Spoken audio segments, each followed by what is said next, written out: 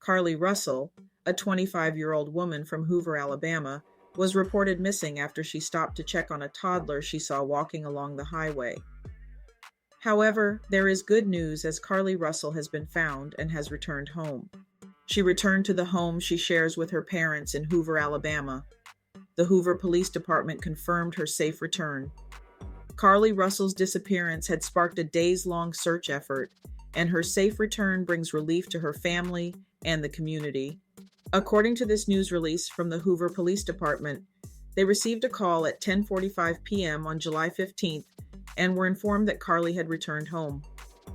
Police and fire medics were dispatched to the home, and Carlee was taken to the hospital. Hoover PD will provide us with an update when one becomes available. I am extremely relieved and overjoyed to hear that Carlee Russell has been found safe. Of course, we don't know what happened or what she has endured, but I do hope that she receives the necessary therapy and support to aid in her healing and recovery. This positive outcome gives hope to others who may be facing similar circumstances and reminds us of the power of collective efforts in ensuring the safety and well-being of everyone. Pray for Carlee and her family, and stay safe, everyone. Thanks for watching.